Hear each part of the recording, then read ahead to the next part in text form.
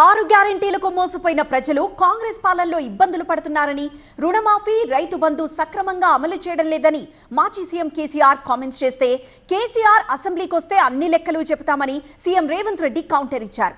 అయితే సీఎం రేవంత్ కేసీఆర్ పై చేసిన ప్రతి విమర్శకు కౌంటర్ ఇచ్చారు బీఆర్ఎస్ వర్కింగ్ ప్రెసిడెంట్ కేటీఆర్. ఎంతోమంది బాబా సిటీలు వేసుకుంటారు, ఏదో వేసుకుంటారు. రైతు బంధు పైసలు పడితే ఎంత సంతోషం ఉంటుంది. ఆయన మేము గంగా వేస్తాం ఇప్పుడు వాడు ఇంతలో ఏదో బాగవుతుంది కదా, ఇచ్చినప్పుడు మోసం ఏదో మళ్ళీ ఎలక్షన్ కోసం దానికోసం ఎంత తప్ప కర్మేండ పేరు కూడా ఇచ్చేది ఇచ్చే ఉంటుందా? మనం ఉన్నప్పుడు కరోనా వచ్చింది.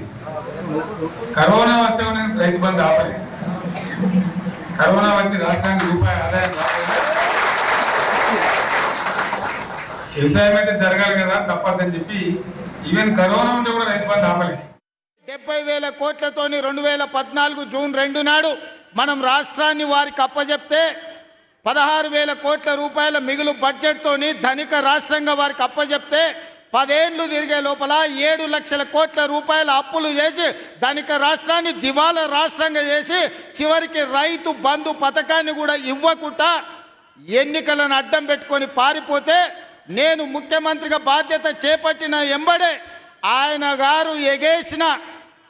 గారు ఎగ్గొట్టిన రైతు భరోసా పథకంలో 7,625 కోట్ల రూపాయలు 3 నెలల్లోనే 72 లక్షల రైతుల ఖాతాలో వేసి ఎగ్గొట్టి పారిపోయిన ఆయన కాదు, ఇప్పుడు బాధ్యత తీసుకున్న మీ సోదరుడు మీ రైతు భరోసా పథకాన్ని అమలు చేస్తా అని ముఖ్యమంత్రిగా అధికారం చేపట్టిన 3 నెలల్లోనే రైతు భరోసా పథకం రైతు ఖాతాలో వేసిన. ఆనాడు మరి నాట్లేసే టైం వచ్చిందంటే టింగు టుంగుమని సప్పుడు వస్తుండే. ఇప్పుడు వస్తున్నదా? మన ముఖ్యమంత్రి గారు చెప్తున్నారు కోస్గిలో, ఏమంటున్నాడు? టింగు టింగు కాదట, టకీ టకీ అట. ఆయన ఎట్లున్నాడంటే కేసీఆర్ ఎడ్డవంటే తెడ్డవనాలి, కేసీఆర్ టింగు టింగు అంటే టకీ టకీ అనాలి. సరే టకీ టకో టికీ టికో కానీ ఏదో ఒకటి పడయారా అన్నట్టే ఎవరికి వాడలే రాష్ట్రంలో. ఏం చెప్పిండు ముఖ్యమంత్రి ఆ రోజు? ఈరోజు 26 జనవరి, ఈరోజు బంద్ ఉంటాయి బ్యాంకులు, కానీ మీరు తెల్లారు కొట్టంగా లేవగానే మీ ఫోన్లు మోగుతాయి, టకీ టకీ అని పడతాయి అన్నాడు. పడుతున్నాయి టకీ టకీ అని. తులం బంగారం పడుతుందా టకీ టకీ అని? మా అక్కలు నడుతున్నా, మా చెల్లెలను, పడుతుందా తులం బంగారం టకీ టకీ అని? శైలి లేపి చెప్పాలి, పడుతుందా పడతలేదా? 2,500 పడుతుందా టకీ టకీమని? పడతలేదా? స్కూటీలు వస్తున్నాయా టకీ టకీమని? అస్సలేవా? మరి స్కాలర్షిప్లు పడుతున్నాయా టకీ టకీ అని? పడుతున్నాయా పడతలేవా? రైతు బంధు పడుతుందా టకీ టకీ అని?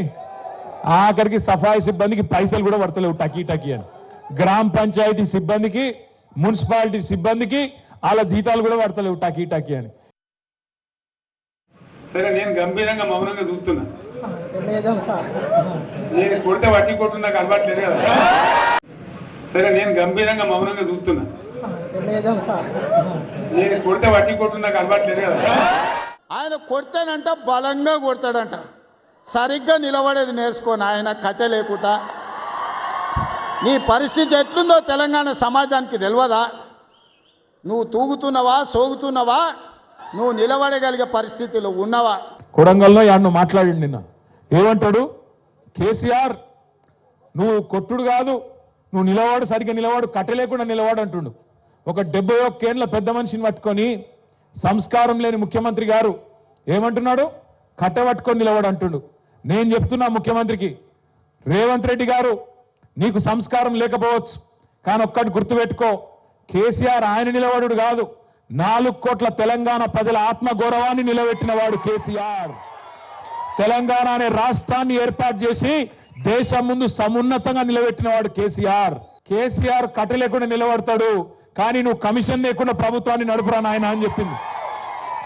కమిషన్ తీసుకోకుండా ప్రభుత్వాన్ని నడుపు దమ్ముంటే ఆయన కట్టె లేకుండా కాదు మంచిగా నిలబడతాడు. ఆయన కొడితే ఎట్లుంటుందో నువ్వు కాదు, నీ పాత గురువు గారిని అడుగు, చెప్తాడు కొడితే ఎట్లుంటుందో. నీ ఇప్పుడు గురువుని అడుగు, నీ గురువుని అడుగు, రాహుల్ గాంధీ వాళ్ళ అమ్మని అడుగు, చెప్తుంది ఎట్లా ఢిల్లీ మెడలు వంచి తెలంగాణ తెచ్చిండో, కేసీఆర్ కొడితే ఎట్లుంటుందో ఆ దెబ్బ తిన్నోళ్ళని అడుగు, తెలుస్తుంది. వాళ్ళ పొంద తెలివికి నిన్న వారి పార్టీడే మంది పెట్టాలి, అదేందో పోలింగ్ పెట్టిన వాడు చూసిరా మీరు? ఆ పోలింగ్ పెడితే 70% మనకు వచ్చింది, 30% మనకు వాడు పెట్టింది, మనం పెట్టింది కాదు. 75 ఇది పరిస్థితి. ఆయన బలంగా కొడతాడంట, ఆయన లేచి వస్తాడంట. సోషల్ మీడియాలో నాకు ఆయనకు పోటీ పెడితేనంట ఆయనకు లైక్లు ఎక్కువ వచ్చినాయంట. టిక్ టాక్లో 10 ఏళ్ళు ముఖ్యమంత్రి చేసినోడు, కేంద్ర మంత్రి చేసినోడు ఇవాళ టిక్ టాక్లో కేసీఆర్కు రేవంత్ రెడ్డికి పోటీ పెడితే ఆయనకు లైక్లు ఎక్కువ వచ్చినాయంటే నాకు తక్కువ వచ్చినాయంటే ఇవాళ వాళ్ళ కార్యకర్తలతో మాట్లాడుతున్నాను. నేను అడగదలుచుకున్నా, ఆ మధ్యలో బాలీవుడ్లో కూడా సల్మాన్ ఖాన్కు రాఖీ సావంత్ కూడా టిక్ టాక్లో పెడితే రాఖీ సావంత్కి ఎక్కువ లైక్లు వచ్చినాయి. ఆయన నాకు తెలియక అడుగుతా, ఈయనకు కేసీఆర్కి ఏమైనా పోలికున్నది? అసలు కేసీఆర్ ఏమో హిస్టరీ, కేసీఆర్ అంటే హిస్టరీ, రేవంత్ రెడ్డి అంటే లాటరీ. టికెట్ కొనకుండా లాటరీ గెలిచిపోయాడు, టికెట్ కొనకుండా లాటరీ గెలిచినాడు రేవంత్ రెడ్డి. తప్పిదారి అడ్డివారి గుడ్డి దెబ్బలు ముఖ్యమంత్రి అయితే ఇక ఆవుతలేడు మనిషి. అరే అయ్యా, నీకంటే ముందు చాలా మంది పనిచేశారు నాయన ముఖ్యమంత్రులు.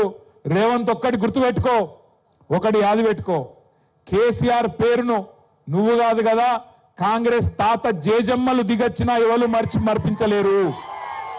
తెలంగాణ ఉన్నంత కాలం, తెలంగాణ రాష్ట్రం ఉన్నంత కాలం తెలంగాణ ఎవరు తెచ్చిండ్రు అంటే ఎవరంటారు? ఇక మరి గిట్లున్నాక ఆయన ఏం బిక్తాడు నాకు అర్థం కాదు.